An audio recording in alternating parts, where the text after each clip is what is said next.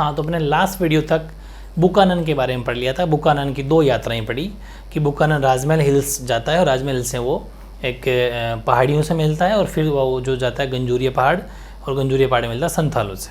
ये बातें अपने बहुत तगड़े तरीके से समझ ली, ठीक है।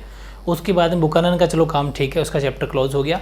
अब आज जो अपन स्टार्टिंग करेंगे वो अपन करेंगे हमारे जो वेस्टर्न पार्ट है भारत का, ठीक है। वेस्टर्न पार्ट का मतलब है जो अपन हिंदी में बोल सकते हैं बम्बई दक्कन, ठीक है, या फिर बॉम्बे डेक्कन।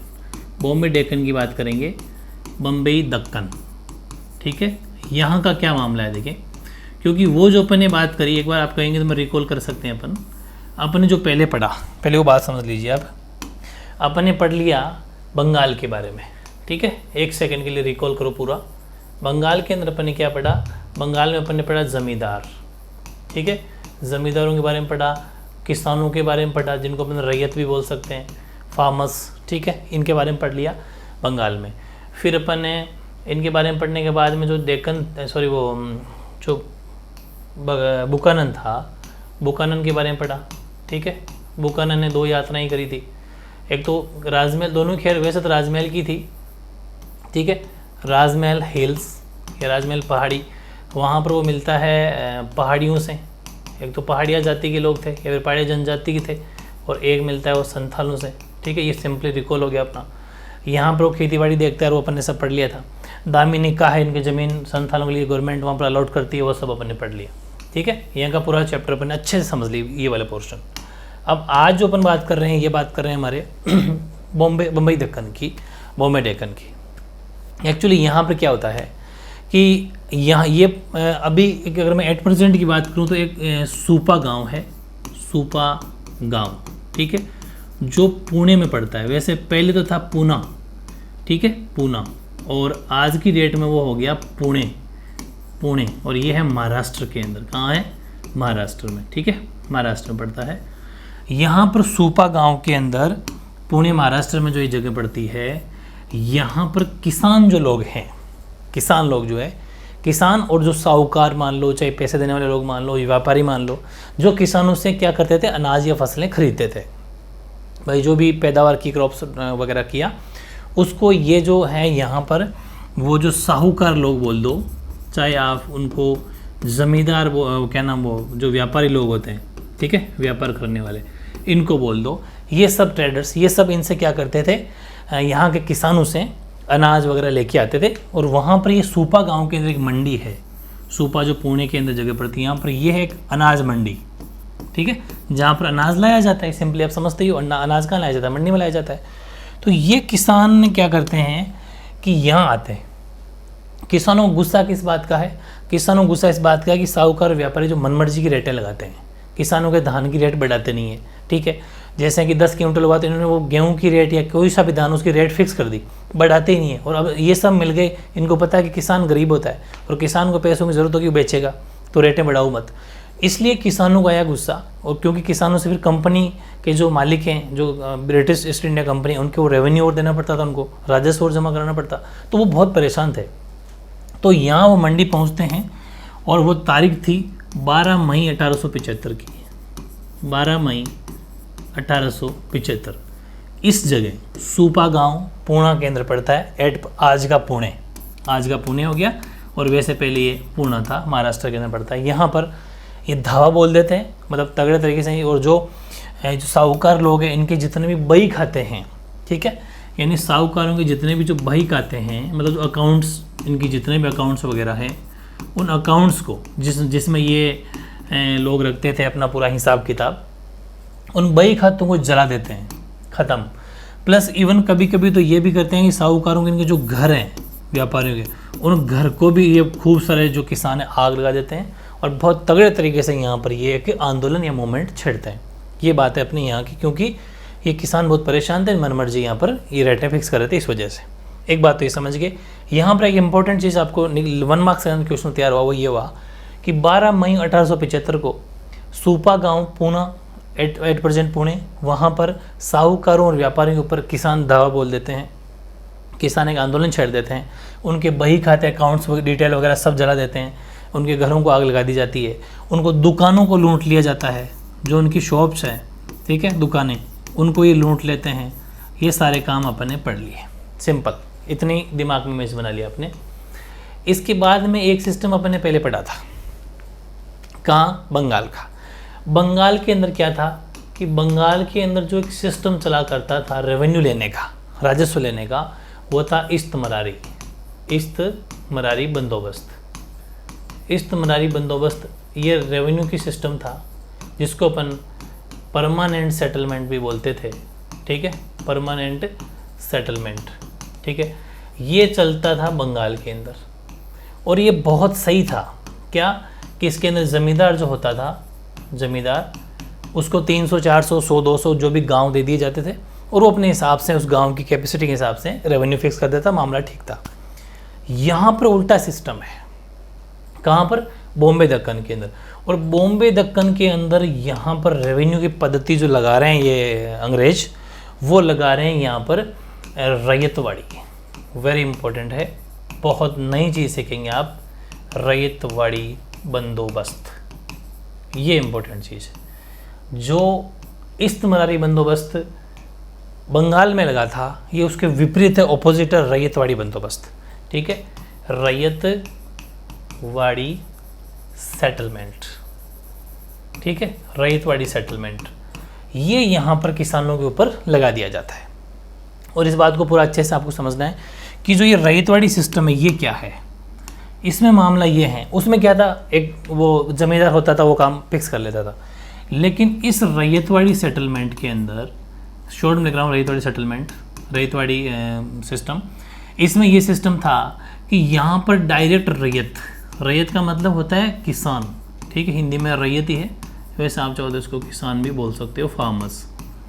डायरेक्ट रैयत से कांटेक्ट किया जाता था और ये देखा जाता था कि उस रैयत की खेतीबाड़ी कितनी है, वो कितनी खेती करता है, ठीक है, कितने बीघा ज़मीन करता है, उस हिसाब से उसके एक औसत निकाल लिया जाता था, उसका एक एवरेज निकाल लिया जाता था, यानी कि औसत निकाल लिया जाता था और फिर उस हिसाब से उसको टैक्स या रेवेन्यू देना पड़ता था। ये सिस्टम बहुत बेकार था। यहाँ पर क्या होता है, जैसे कोई किसान है, उसके सपोज 10 बीघा ज़मीन है, पूरी बात को समझना है ना, और उसकी फसल सपोज हुई, ऐसा मान लेते हैं कि 10 बीघा के अंदर उसकी 20 क्विंटल हुई है ना, तो ये कह देंगे कि आपको लगभग इसका 50% या 40%, यानी कि 10 क्विंटल आपको देना पड़ेगा क्योंकि आपकी 20 बोरी हुई।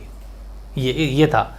अब एक्चुअल में क्या था कि रैयतवाड़ी सिस्टम है ना, ये लागू किया क्यों, आपके दिमाग में एक आ रही होगी कि अंग्रेज़ ये रैयतवाड़ी कर कैसे सकते हैं, जबकि अंग्रेज़ों ने वहाँ पर कहा था, बंगाल में एक बात कही थी। क्या कही थी, पहले उसको भी समझ लो, यहाँ वापस आएंगे, 1 मिनट के लिए वापस चलते हैं।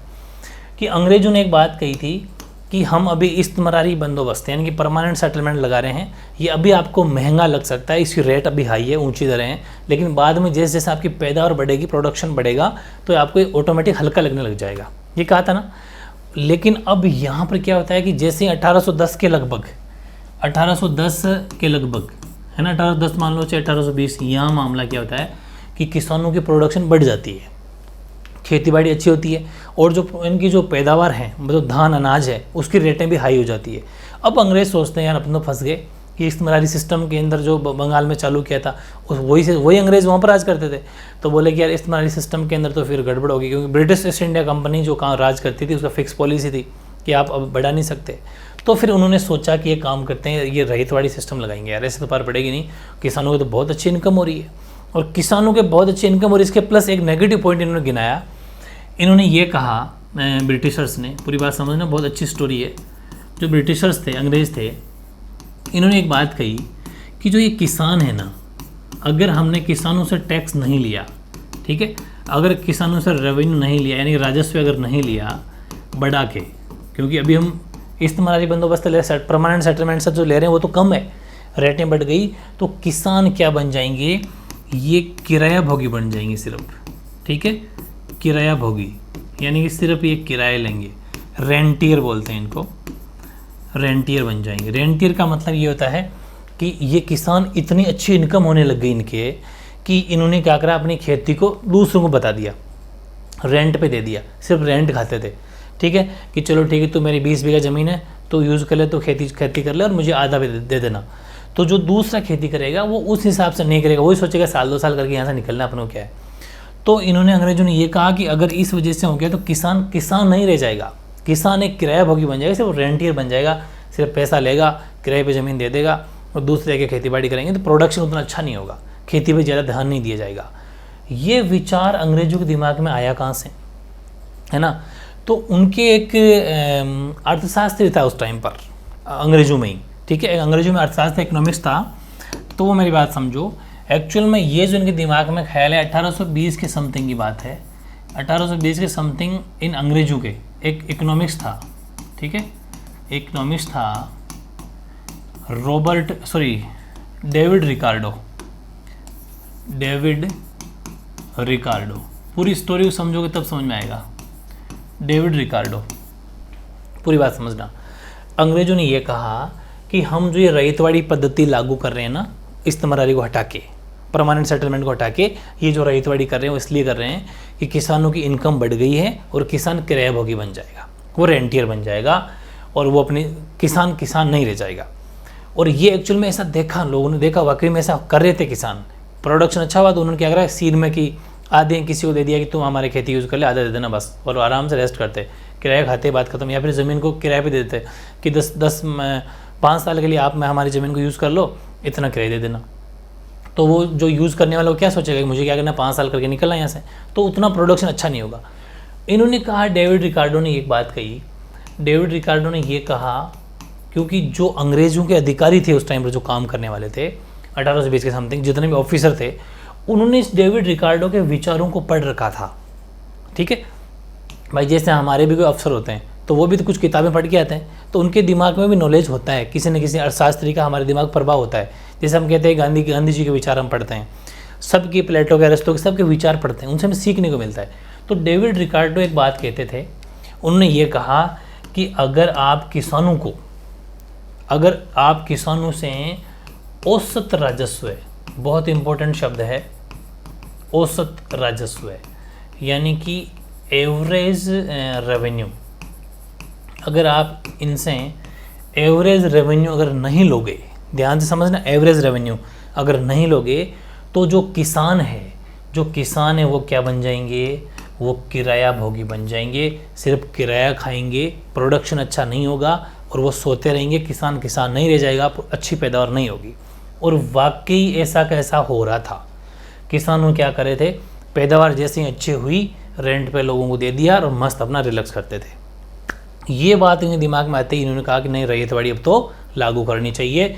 फिर ये रैयतवाड़ी करी और ये एवरेज वर्ड को यहाँ पर यूज़ किया कि जो भी ज़मीन जितना प्रोडक्शन उसका होता है उसका एवरेज निकाल के, कुछ उसका रेशियो निकाल के, कुछ अनुपात लगा दिया जाएगा। वो डिपेंड करता है कि किसान कैसा है, बिल्कुल ही गरीब है तो उस हिसाब से, ठीक ठाक है तो उस हिसाब से, लेकिन हर की पैदावार के अनुपात से लगाएंगे, पहले वाले सिस्टम अभी यहाँ नहीं लगाएंगे। ये भी एक बहुत बड़ा कारण था, हम पढ़ेंगे, किसान इनका भी विरोध करेंगे कि ये नहीं होना चाहिए। तो ये बहुत बढ़िया चीज़ें इसके अंदर अपन पढ़ने वाले हैं इस आज की क्लास में, बहुत इंपॉर्टेंट है, बड़े ध्यान से आपको समझना है, ठीक है। जैसे कि पहला क्वेश्चन या पहला अपन हेडिंग लेते हैं, दक्कन विद्रोह, डेक्कन रिवोल्ट, ये क्या था? तो दक्कन विद्रोह पूना या फिर प्रेजेंट का पुणे, यहाँ पुणे ज़िले के अंदर एक बड़े गांव सूपा में शुरू हुआ था। और सूपा एक विपणन, रिपीट हो गया एक ही बार है, सूपा विपणन केंद्र को हिंदी में बोलते हैं मंडी, आप मंडी बोल सकते हो, था जहाँ अनेक व्यापारी और साहूकार रहते थे, ठीक है। The Deccan revolt began at Supa, a large village in Pune, present day Pune, वैसे पहले पूना था डिस्ट्रिक्ट। और ध्यान रखना, अच्छा मैं एक बात और नहीं बताई, ये क्या करते हैं, ये जो विवाद है ना, ये स्टार्ट तो पुणे में हुआ था और ये इतना फैलेगा कि अहमदनगर तक चला जाएगा। अहमदनगर भी महाराष्ट्र का एक डिस्ट्रिक्ट है, जिला है, ठीक है।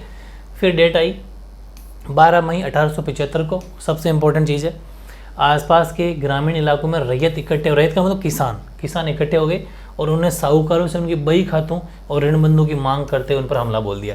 कहा कि तुम्हारा बही खाते लाओ इधर, ऐसे किसान आए इकट्ठे, बही खातों को और ऋणबंध, जितना भी ऋणबंध का मतलब जितना किसानों को पैसा दिया गया वो लिखा हुआ था उसमें, ठीक है, वो चीज़। यानी कि it was market centre where many shopkeepers and money lenders lived.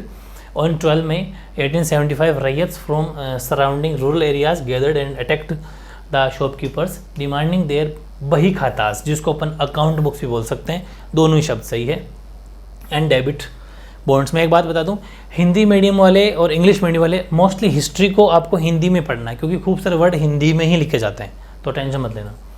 फिर बात आती है, उन्होंने उनके बही खाते जला दिए, ठीक है, जैसे बही खातों की मांग करी फिर उन बही खातों को जला दिया और दुकानें लूट ली, और कुछ मामलों में तो साहूकारों के घरों को भी आग लगा दी, ठीक है। They burn the khatas, looted grand shops and some cases set fire to the houses of sahukars. बता दूंगा साहूकार क्या होते हैं। साहूकार जो लोगों को पैसा देते हैं और बदले में इंटरेस्ट ब्याज लेने वाले, वो साहूकार होते हैं। फिर पूना से ये विद्रोह अहमदनगर तक पहुंच गया, ये भी एक जिला है महाराष्ट्र का, वहाँ फैल गया। फिर अगले 2 महीने में 65,000 वर्ग किलोमीटर इलाका इनकी चपेट में आ गया और 30 से अधिक गांव इससे प्रभावित हुए, ठीक है। ये बात है। ये आंदोलन कहाँ तक फैल गया? 6,500 किलोमीटर तक एरिया डिस्टर्ब हो गया और लगभग 30 गाँव इनकी चपेट में आ गए इन किसानों की इस मूवमेंट के, ठीक है। तो from Poona the revolt spread to Ahmednagar, they over the next 2 months it spread even further over an area 6,500 square kilometre, more than 30 villages were affected. बहुत ईजी लैंग्वेज जो मैंने समझाई वही है। फिर है सबसे इंपॉर्टेंट क्वेश्चन है, वो ये है, ठीक है। सबसे इंपॉर्टेंट क्वेश्चन है कि रैयतवाड़ी बंदोबस्त क्या है, रैयतवाड़ी सेटलमेंट, इसके बारे में आपको लिखना है। बहुत ईजी है कि बम्बई दक्कन में 1820 के दशक में एक नई राजस्व प्रणाली लागू की गई जिसे रैयतवाड़ी बंदोबस्त कहते हैं। The new revenue system was introduce in the Bombay Deccan in the 1820s called the ryotwari settlement. Easy है। फिर इस प्रणाली के अंतर्गत क्या होता था कि अब इसके अंदर क्या होता था वो सब सीखो। इस प्रणाली के अंतर्गत राजस्व की राशि सीधे रैयत के साथ तय की जाती, सीधे किसान से मिलते थे कि हाँ भाई तेरी कितनी ज़मीन है, वहाँ देखते क्या पैदावार है, उसका रेशो निकालते सीधा। और वो भी क्या करते 30 सालों तक, 30 साल के बाद में फिर नया सिस्टम कि 30 साल तक तो ठीक है तेरे को इसी रेट से देना है, 30 साल फिर महंगाई बढ़ गई तो फिर उस रेट से नई न्यू पॉलिसी, ठीक है। भिन्न भिन्न प्रकार की भूमि से होने वाले औसत आय का अनुमान लगा लिया जाता था और रैयत की राजस्व अदा करने की क्षमता का आंकलन कर लिया जाता था। क्षमता भी देखते थे कि इसकी कहीं कैपेसिटी हो या नहीं हो, ठीक है। The revenue was directly settled with the rayat, the average income from different types of soil was estimated. Then the revenue paying capacity of the rayat was assessed and a proportion of it fixed as the share of the state. फिर उसके अनुपात के रूप में एक ratio निकाला जाता था और हर 30 साल के बाद ज़मीनों का फिर सर्वे किया जाता था, सर्वेक्षण किया जाता था और राजस्व की फिर से नई रेट लगाई जाती थी। ये सिस्टम है रैयतवाड़ी, ठीक है। मतलब तगड़े तरीके से जितनी पैदावार होती है उसका फिक्स लगभग अच्छा खासा परसेंटेज ले लिया जाता था रैयतवाड़ी में, ठीक है। The land were reserve every 30 years and revenue rates increased, ठीक है। सर्वे किया जाता था और रीसर्वेड, हाँ सॉरी रिजर्व नहीं रीसर्वे, ये रीसर्वे किया जाता था हर 30 साल के बाद में और फिर नई रेट लगाई जाती थी। Very very important, I think आपको याद हो गया होगा। फिर अब नेक्स्ट क्वेश्चन है ये कि बम्बई दक्कन में रैयतवाड़ी बंदोबस्त क्यों लागू किया गया। सबसे इंपॉर्टेंट बात ये भी है। और इस्तेमारी बंदोबस्त, या फिर ये क्वेश्चन ऐसा आ सकता है अथवा इस्तेमारी बंदोबस्त क्यों नहीं लागू किया गया, ये भी है। दोनों बात एक ही है कि why was the ryotwari settlement implemented in Bombay Deccan, या फिर और why was the istamrari settlement not implemented, क्या कारण थे। इसके पीछे अंग्रेजों की एक ही सोच थी और मैं आपको थोड़ा ऐसे ही बता दूं, अंदाजे से फिट हो जाएगा दिमाग में, कि जैसे 1810 के टाइम में किसानों की रेटें मतलब इनकम बढ़ी, अनाज की धान की महंगाई बढ़ी। जैसे अपने भी तो अभी सोच लो आप, पहले ज़माने में गेहूँ 400-500 क्विंटल, फिर 700, फिर 1000-1200, अभी आज 2500-3000 क्विंटल का बिकता है, 3500-4000। तो मतलब ये रेटें बढ़ गई। वैसे ही इनकम जैसे ही बढ़ी तो अंग्रेजों ने सोचा यार अपने तो इस्तेमारी सिस्टम ला के गड़बड़ कर दी। और वो मैंने आपको स्टोरी भी सुनाई थी पूरी, वो था मामला। उनके वो अर्थशास्त्री जो इकोनॉमिस्ट था उसका भी थोड़ा असर के दिमाग में रहा। तो 1810 के बाद में खेती कीमतें बढ़ गई जिससे उपज के मूल्यों में वृद्धि हुई और बंगाल के जो ज़मींदार थे उनकी आमदनी भी इजाफा हुआ, क्योंकि ज़मींदार भी तो टैक्स लेते थे गाँव का, तो उनमें भी इजाफा हुआ हो गया। चूँकि राजस्व की मांग अब यहाँ तक तो समझ में आ रहा है आपके, लेकिन अब अंग्रेज कहाँ बंधे हुए यहाँ हैं।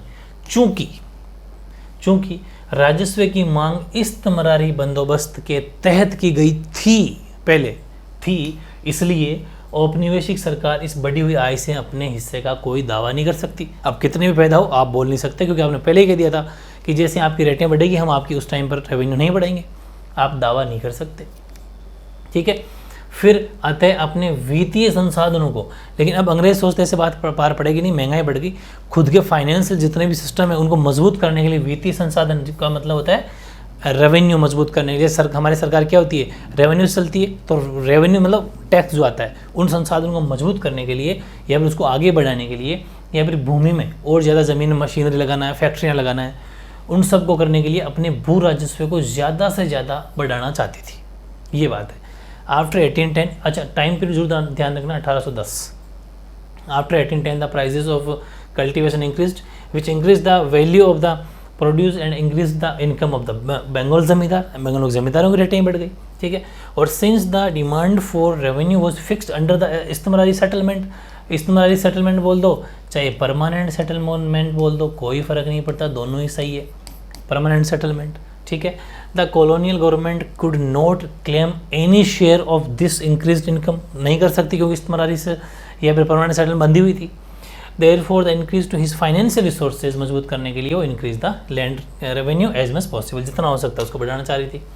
दूसरा कारण ये है कि 1820 के दशक तक इंग्लैंड में डेविड रिकार्डो, मैंने अभी जो बात बताई थी आपको, इस डेविड रिकार्डो का भी प्रभाव था। ये वहाँ पर एक जाना माना अर्थशास्त्री था, फेमस था, और रिकार्डो के विचारों के अनुसार भूस्वामी को उस समय लागू औसत लगान बोल दो चाहे औसत रेवेन्यू बोल दो, राजस्व बोल दो, औसत लगानों को प्राप्त करने का ही हक होना चाहिए। ये कहता था कि एवरेज रेंट लेने का हक होना ही चाहिए। एवरेज रेंट अगर नहीं लोगे तो वो किराया भोगी बन जाएंगे, किरायाजीवी बन जाएंगे, ठीक है। यदि कर नहीं लगाया गया तो किसान किरायाजीवी बन जाएंगे और उनकी अधिशेष आय का भूमि के सुधार में, अधिशेष का मतलब है जो पीछे इनके पास में इनकम बचेगी उनसे, जो इनकी सेविंग मनी है उनसे ये कभी भी उत्पादक यानी प्रोडक्शन में ये पैसा नहीं लगाएंगे, सिर्फ रेस्ट करेंगे, ऐशो आराम की ज़िंदगी जीना चाहेंगे। लेकिन ये नहीं सोचेंगे कि जब खेती बाड़ी नहीं करेंगे तो पैसा आएगा कहाँ से, एंड पॉइंट पर तो फिर बंद हो जाएगा ना, ये चीज़ है। और हालांकि सोचना सही था, किसान हमारे किसान ऐसा करने लग गए थे, ये बात है, ठीक है। यानी कि David Ricardo was a celebrated figure in England. According to Ricardian ideas the land owner should be entirely to receive the average rent, बस किराया खाएंगे, बैठे रहेंगे। Applicable at the time if the tax was not levied तो cultivators were likely to turn into rentiers, वो rentier बन जाएंगे, and their surplus income was unlikely to productivity invested in the improvement of the land. अगर ने अपने land को improvement करने के लिए प्रोडक्टिविटी वाला काम वो इन्वेस्टमेंट नहीं करेंगे और फालतू खर्चे में पैसा जाएगा। बिल्कुल सही सोचना था, ये कारण भी था। फिर तीसरा, ज़मींदार लोग किराएजीवियों के रूप में बदल गए प्रतीत हुए भी थे, ये चीज़ सबसे इंपॉर्टेंट है। फिर लास्ट में ये भी लिख देना। अब आप सोच रहे हो कि आपके दिमाग में क्वेश्चन आया होगा कि उसने इकोनॉमिक्स अर्थशास्त्री जो था रिकार्डो, उसने ये कहा था कि ऐसा हो जाएगा, वो किराए भोगी बन जाएंगे। वाकई ऐसा हो भी गया था। वहीं ज़मींदार लोग किराएजीवी के रूप में बदल गए थे। ऐसा लग रहा था कि वो किराया खा रहे हैं और बैठे हैं, बदल गए ऐसा प्रतीत हुआ, क्योंकि उन्होंने अपनी ज़मीनें पट्टे पर दे दी और किसानों की आमदनी पर निर्भर रहने लग गए। किसान पैदा कर देंगे, जो पैसा आएगा खाएंगे, ऐश करेंगे, कोई मतलब नहीं है। कैसी भी खेती बाड़ी करो, उसमें कोई प्रोडक्टिविटी पर ध्यान नहीं, कोई खेती पर ध्यान नहीं, सब खत्म। इसलिए ब्रिटिश अधिकारियों के विचार से ये आवश्यक था कि एक नई राजस्व प्रणाली को अपनाया ही जाना चाहिए, वरना किसान किसान नहीं रह जाएंगे, ज़मींदार ज़मींदार नहीं रह जाएंगे, ठीक है। At the same time, zamindar seemed to have turned into rentiers because they listed out their lands and began to depend on rental income. Therefore, it was necessary, in the opinion of the British official, that a different revenue system should be adopted. फिर सुन लो, 1 marks के अंदर एक question तैयार हो गया आपका, या फिर मैं तो मानता हूँ 2 मार्क्स के अंदर, 2 मार्क्स के अंदर आ जाएगा।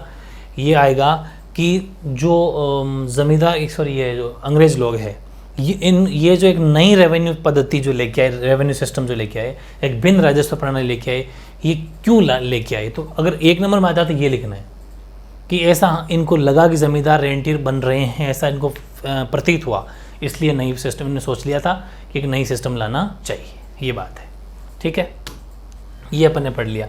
अभी तक अपन ने क्या पढ़ा? वाला क्वेश्चन ये था कि क्यों लागू की अंग्रेजों ने इस्तेमारी को ना करके उसको रईतवाड़ी को क्यों किया, परमानेंट सेटलमेंट की जगह रईतवाड़ी सेटलमेंट क्यों किया, उसके पीछे एक कारण बताया अपन ने, 2 बताया, 3 बता दिए, ठीक है, कंप्लीट। अब है जो विद्रोह कर रहे थे, दक्कन विद्रोह कर रहे थे किसान, उनके क्या कारण थे, वो भी क्वेश्चन इंपॉर्टेंट है।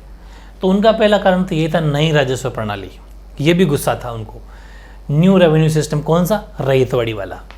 तो दक्कन में 1820 के दशक में रईतवाड़ी नामक नई राजस्व, ये क्वेश्चन आएगा एग्जाम इसलिए मैंने वैसा आंसर लिखा है, लागू की गई थी और इसमें राजस्व की मांग ऊंची रखी गई। कंपनी 30 वर्ष के बाद में अगले बंदोबस्त के राजस्व को 50 से 100% तक बढ़ा दिया करती थी और किसान इस बड़े राजस्व को चुकाने की स्थिति में नहीं होते थे। वो एक कहने की बात होती थी, अंग्रेजों ने क्या कहा, हम देखेंगे किसान की हैसियत है कि नहीं, वरना अगर वो नहीं दे पाएगा तो हम उससे कम कर देंगे। लेकिन ऐसा करते नहीं थे, वो कहते नहीं देना, आपको 50% देना तो देना ही है, 60% देना तो देना ही है, अगर 10 क्विंटल हो रहा है तो 6 बोरी हमें देनी है, ये कर दिया। तो ये एक कारण तो ये था, न्यू रेवेन्यू सिस्टम। ठीक है, ये जो रईतवाड़ी के बारे में अपने पहले पढ़ चुके, लेकिन आंसर में तो लिखना पड़ेगा ना अपन को फिर से, ये बात है। यानी कि new revenue system called ryotwari was introduce in Deccan in 1820s and the demand for revenue was kept high in this. The revenue was increased from 50 to 100% by the company in next settlement after 30 years, और the farmers were not positioned to the repay for increased revenue, नहीं दे पाने की condition में रहते थे, एक कारण। दूसरा है राजस्व की जबरन वसूली। ये एक एक्सटॉर्शन ऑफ रेवेन्यू आज भी चलता है कि जितने भी जो जैसे ईस्ट इंडिया कंपनियाँ राज करती थी, उसके अंडर में अफसर आते थे, रेवेन्यू ऑफिसर जो होता है वो आरएस अधिकारी भी हो सकता है, आईएएस अधिकारी भी हो सकता है। उसको कहा कि आपको काम है सिर्फ और सिर्फ क्या, कलेक्टरों का काम है कि आपको सिर्फ रेवेन्यू कलेक्शन करना है। अब वो रेवेन्यू कलेक्शन करता था तो वो अपने ऊपर के और अधिकारियों को खुश करने के लिए कि मैं इस बार 50 लाख का रेवेन्यू लेके आया हूँ, ताकि उसकी और ख्याति बढ़ेगी, उनकी नज़र में, उन कंपनी की नज़र, मैनेजर की नज़र में मतलब बड़ा आदमी बन जाएगा। वो किसानों से ज़बरदस्ती लेते थे कि नहीं देना पड़ेगा। अब किसान इसके मारे कहीं तो गाँव छोड़ के भग जाते थे कि छोड़ो इस खेती बाड़ी को, यहाँ से कहीं दूसरी और जगह करेंगे। फिर क्या हुआ कि किसान दूसरी जगह जब जाते थे तो वहाँ खेती उतनी फर्टाइल नहीं होती थी, उपजाऊ नहीं होती, बेचारा घूमता फिरता, और बहुत बुरी हालत किसानों की हुई थी। तो ये भी हमें लिखना है कि राजस्व इकट्ठा करने वाले प्रभारी जो कलेक्टर होते थे, वो अपनी कार्यकुशलता को प्रदर्शित करने के लिए, अपने आप को मतलब अच्छा दिखाने के लिए, और अपने बड़े अधिकारियों को खुश करने के लिए, प्रसन्न, यहाँ पर प्रसन्न का मतलब खुश है, ठीक है, खुश करने के लिए राजस्व की जबरन वसूली करते थे, चाहे फसल खराब हो तो भी कोई छूट नहीं देते थे। ठीक है, the collectors in charge of collecting revenue use the export revenue of display their efficiency and please their superior officer, there was no exemption even if they crop was damaged, हो या ना, उसे कोई इनको फर्क नहीं पड़ता था, ये काम था। तीसरा, कृषि उत्पादों की कीमत, अच्छा ये भी हुआ था, पहले तो ठीक है कीमतें ठीक थी, लेकिन लास्ट में थोड़ी बहुत डाउन भी चली गई, और ये आज भी होता है। जैसे गेहूँ सपोज अभी 3000 में क्विंटल बिक रहा है, कुछ दिनों के बाद में सपोज ऐसी कोई कंडीशन आ गई कि 2000 में बिकने लग गया, लेकिन अंग्रेजों ने तो रैयतवाड़ी फिक्स कर दी कि नहीं, हम तो इसी हिसाब से तेरा 50% लेंगे, हमें नहीं पता तेरा 10 क्विंटल हुआ था, उसके सपोज 30,000 रुपये हुए, तो हम तो तेरे से 15,000 रुपये लेंगे, चाहे दे या मत दे। अब उसके बटे ही 20,000 या 15 इसको दे देगा, 5,000 में क्या खाएगा वो, ये सिस्टम था। तो 1832 के बाद में कृषि, अब वो बात थी 1810 की जब कीमतें बढ़ी थी, अब बात करें अपन 1832 की, 1832 में कृषि उत्पादकों के अंदर कीमतों में तेज़ी से गिरावट आ गई। ये कभी भी पॉसिबल है, चाहे लड़ाई हो जाओ, कभी दो देशों के बीच में लड़ाई हो जाओ, हमारी इकोनॉमी डाउन चली जाओ, अकाल पड़ जाओ, बहुत सारे रीज़न होते हैं।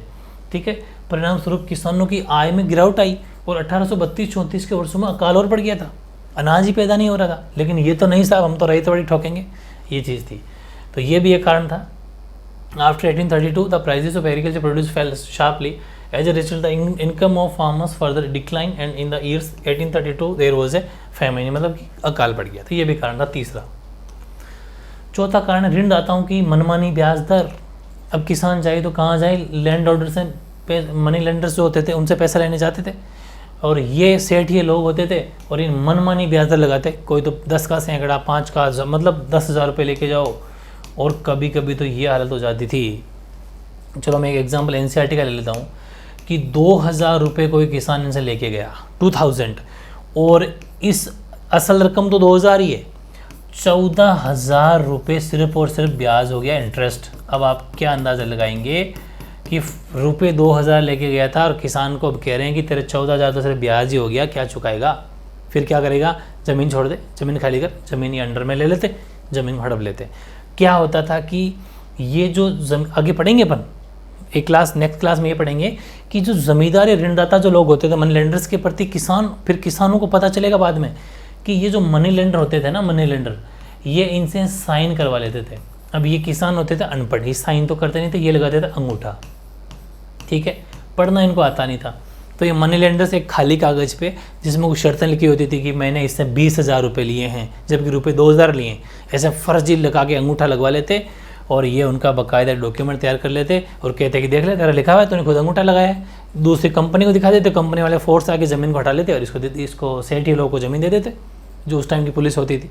तो ये सिस्टम बहुत होगा, आगे पढ़ेंगे पर नेक्स्ट क्वेश्चन में, नेक्स्ट क्लास में, कि किसान इन ऋणदाताओं की फिर बाद में बैंड बजाएंगे, क्या कारण है वो भी अपन पढ़ेंगे, ठीक है। तो क्योंकि ये चोरी छिपा काम ऐसा करते थे, तो फार्मर्स है depend on money lenders pay the revenue and meet the needs of their daily life. अब खेती बाड़ी हुई नहीं, गरीब हो गए, तो इन मनी लेंडर से पैसा लेते थे और अपनी ज़िंदगी चलाते थे, और फिर ऋणदाता निर्भर रहना पड़ा, और ऋणदाता मूलधन पर मनमाना ब्याज लगाते थे और किसान खाली कागज पर अंगूठा लगवा लेते थे। किसानों की हालत ये हो गई, the money lenders use the charge arbitrary interest on the principal amount and made the farmers put the thumb on the blank paper.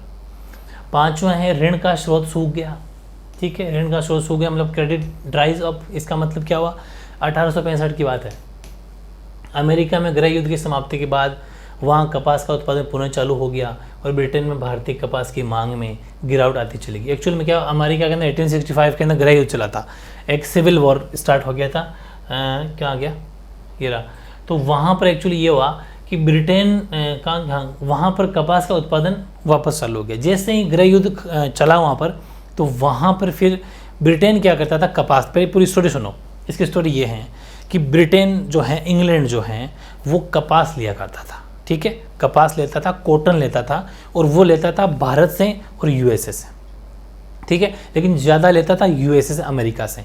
लेकिन जैसे ही अमेरिका के अंदर सिविल मतलब युद्ध शुरू हुआ, खुद का गृह युद्ध, मतलब घर में ही लड़ाई शुरू हो गई अमेरिका के अंदर ही, तो फिर क्या हुआ कि अब ब्रिटेन जो है ना वो भारत से लेने लग गया कपास, और काफ़ी अच्छी कपास लेता था। अभी नेक्स्ट क्लास में बताऊँगा कितने बोरियाँ लेता था, वो सब बता दूँगा। तो वो बहुत ज़्यादा कपास भारत से लेने लग गया। फिर भारतीय किसानों की बहुत अच्छी इनकम पैदा हुई, तो बहुत तगड़ा काम सही शुरू हो गया। लेकिन जैसे 1865 में अमेरिका के अंदर वापस युद्ध शांत हुआ, लड़ाई मिटी, तो ब्रिटेन ने वापस अमेरिका से लेना शुरू कर दिया।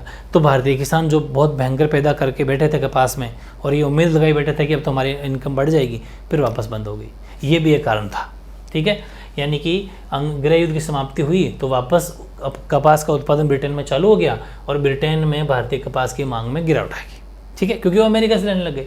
इससे कपास की कीमतों में गिरावट आ गई। व्यापारी और साहूकारों ने किसानों में अपने पुराने, अच्छा एक्चुअल में क्या था कि जो साहूकार थे, पूरी बात को समझना, साहूकार या फिर ऐसा मान लो जो पैसा देने वाले लोग थे, इन्होंने किसानों से कपास की खेती करवाई कि आप कपास की खेती करो, हम खरीदेंगे, और किसान खेती करने भी लगे, बढ़िया तरीके से खेती करी। किसान ने कहा कि खेती तो कर लेंगे, पैसा नहीं है हमारे पास खेती करने के लिए। इन साहूकारों ने को एडवांस में पैसा दिया कि ये पकड़ो पैसा, 500, 100, 1000 जितना लेना, लाख रुपए लो और खेती करो, ठीक है। अब ये किसान पैसा ले भी लिया, सपोज किसी किसान ने 50,000 रुपये ले लिए, ठीक है, और खेती करना शुरू कर दी। वापस इनकम पैदा होगी, 2 लाख रुपये कमा ली, 1.5 लाख बची, क्योंकि उसे पता है कपास बिक जाएगी। लेकिन ये मनी लेंडर्स पैसा इतना एडवांस दे चुके थे बार बार, और किसानों ने बहुत पैसा ले लिया, क्योंकि साहूकार दे रहे थे फ्री में कि नहीं लो जल्दी लो, और किसानों की ज़रूरत थी उनको, तो किसानों ने भी सोचा कि हमारी इनको ज़रूरत है, इनको हमारी ज़रूरत है, तो पैसा खूब सारा ले लिया।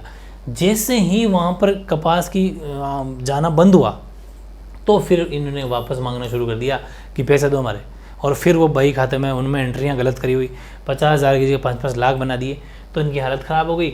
दूसरी एक तो ये बड़ा कारण था। दूसरी तरफ राजस्व की मांग वो की वो उतनी बड़ी हुई, उनको और बढ़ा दिया। फलते रैयत पर दोहरा दबाव पड़ा, जिसे पूरा करने के लिए ऋणदाताओं की शरण में गए, लेकिन इस बार उन्हें ऋण देने से ही इनकार कर दिया।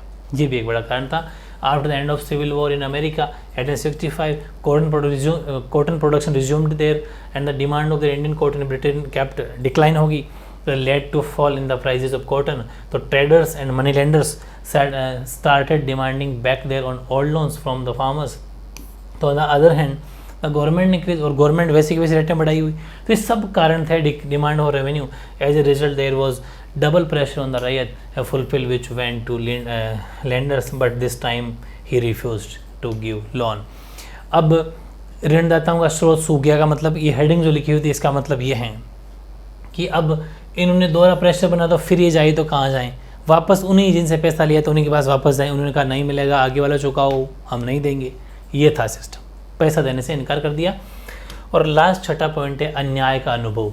अब किसानों को ऐसा लग रहा है कि यार हम किसान हैं, गरीब आदमी हैं, हमारे ऊपर इनको दया क्यों नहीं आती, मनी लेंडर्स को हमारे ऊपर रहम क्यों नहीं आता, तरस क्यों नहीं आता, हमारी हालत देख के हमें ये पैसा इनको देना चाहिए, मना क्यों कर रहे हैं। इनको ऐसा अन्याय का अनुभव लगा इनको फिर भी ये भी लगा कि ये ज़बरदस्ती अंगूठा लगवा लेते उस टाइम पर, हमें पता था नहीं, और अब ये कह रहे हैं इतना इतना पैसा चुकाओ वरना हम नया नहीं देंगे। तो बड़ी दिक्कत हो गई, अन्याय का अनुभव इनको हुआ, इनजस्टिस का इनको एक्सपीरियंस हुआ कि ऋणदाता द्वारा ऋण देने से इनकार किए जाने पर रैयत समुदाय को बहुत गुस्सा आया और वे इस बात से नाराज़ थे कि ऋणदाता वर्ग इतना संवेदनहीन क्यों हो गया है, ठीक है, कि वे उनकी हालत पर कोई तरस ही नहीं खा रहा, उनको दया ही नहीं आ रही। तरह तरह के दस्तावेज और बंद पत्र इस नई अत्याचारपूर्ण प्रणाली के प्रतीक बन गए। अलग अलग डॉक्यूमेंट लेके दिखा रहे, तूने यहाँ अंगूठा लगा रखा है, तूने यहाँ लगा रखा है। इससे बड़ी दिक्कत हुई और इन सब कारणों से दक्कन की रैयत ने ऋणदाताओं, व्यापारियों और जितने भी साहूकार थे सबके विरुद्ध विद्रोह किया था। ये 6 कारण मैंने बनाए, टॉप लेवल के, बढ़िया क्वेश्चन हो गया ये। The Rayat community got very angry when the lender refused to give the loan. They were angry that the lending class has become to incentive that is not taking any pity to their condition. Various documents and sealed stones become the symbols of this new tyrannical system. For all these reasons, the Deccan Rights revolt against the creditors, merchants and money lenders. या फिर आप यहाँ पर जो ये हैं ऋणदाता, रैयत ऋणदाता को बोल सकते हो मनी लेंडर्स, व्यापारी ट्रेडर्स बोल सकते हो इनको, मर्चेंट की जगह ट्रेडर भी वर्ड यूज़ कर सकते हो, बात एक ही है। तो फाइनली बहुत तगड़ी क्लास थी आज की और आपने बहुत टॉप लेवल के 2 क्वेश्चन पढ़े। एक पढ़ा आपने, ये पढ़ा आपने दक्कन विद्रोह का कारण, वेरी इंपॉर्टेंट क्वेश्चन है। एक सबसे इम्पोर्टेंट ये भी है कि इस बंदोबस्त को, इस्तेमारी बंदोबस्त की जगह इस बंदोबस्त को, इस सेटलमेंट को, रैयतवाड़ी सेटलमेंट को क्यों लागू किया और रैयतवाड़ी सेटलमेंट खुद क्या था। ये सारे क्वेश्चन बहुत बढ़िया थे। इस क्लास को बहुत अच्छे से मेरे साथ आपने उतार लिया होगा और नोट्स बना लिए होंगे। अब एक क्लास हो रहेगी, उसके बाद अपना चैप्टर कंप्लीट हो जाएगा, ठीक है।